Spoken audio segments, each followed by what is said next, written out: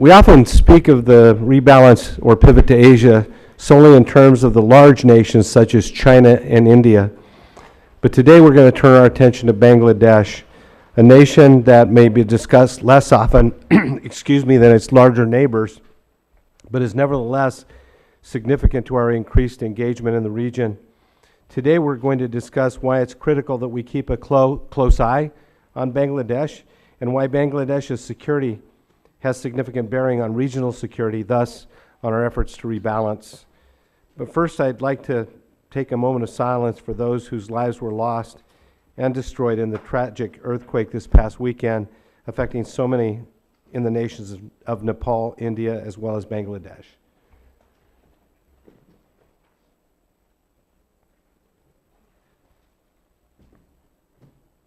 Thank you. Okay, Bangladesh does have a unique story, a very inspirational one. A moderate voice in the Islamic world, it is home to 166 million people, with a Muslim majority, all within a geographic space the size of Iowa.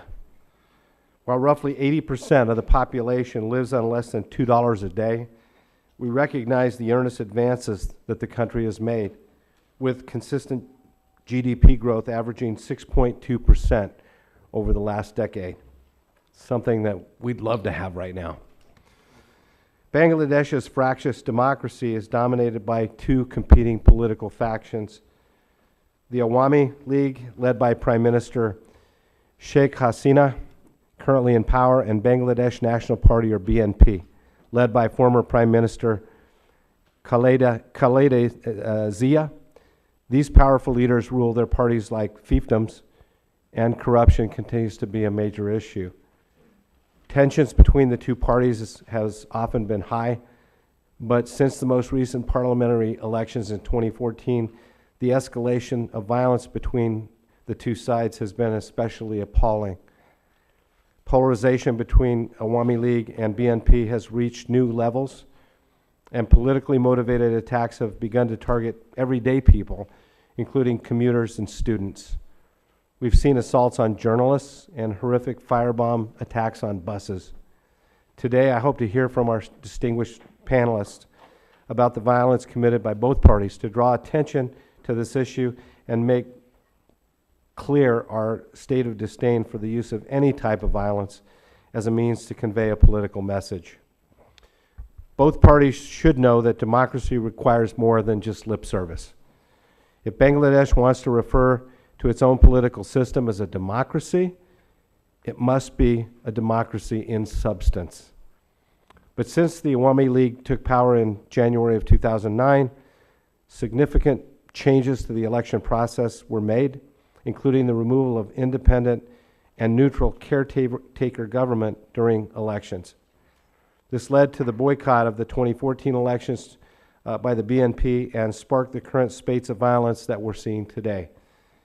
As it now stands, Bangladesh is in the midst of a serious political security crisis. Just this past Tuesday, the BNP once again boycotted elections, this time at the municipal level, citing polling irregularities.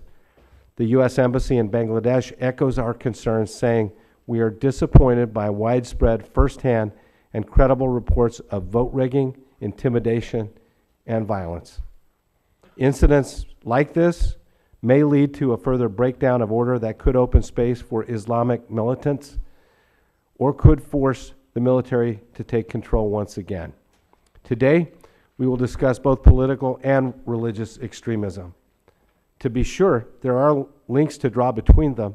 However, it's also important to distinguish between the actions attributable to political and religious violence.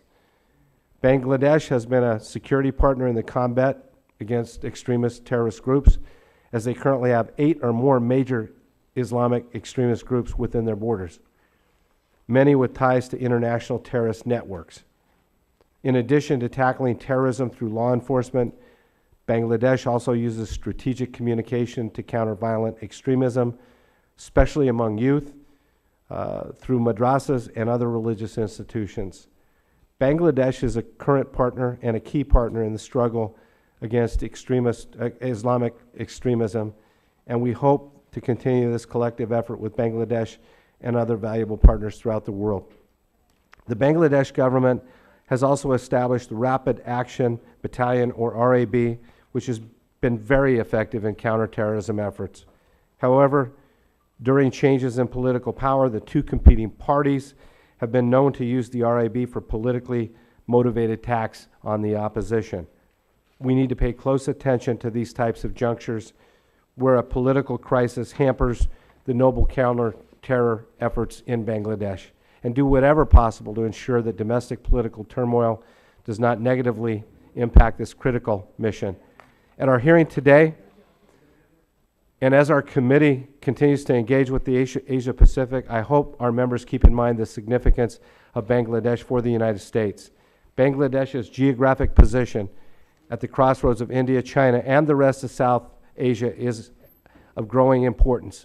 For example, Bangladesh has long been a trading partner with the United States, and we enjoy amiable trade relations through ongoing bilateral trade investment framework agreement. We also have a strong interest in supporting a fellow democracy, particularly in the Muslim world. What really is at stake in Bangladesh is a struggle for the ideological foundation of the nation between those that would emphasize secular ideas and Bengali ethnic identity and those that seek a firm Islamist ideology. In Bangladesh, there is great potential. We have the opportunity to support a society that embraces nonviolent competition and one that shirks religious extremism. We should signal to the country that we support ideals such as respect for human dignity and freedom of expression, no matter one's political disposition, creed, or religion. The people of Bangladesh deserve that. This is a timely discussion, and I hope to gather valuable information and ideas today to better inform Congress's policy towards Bangladesh, and I give my sincere thanks to my colleagues and our witnesses for joining me today, and I yield to the ranking member.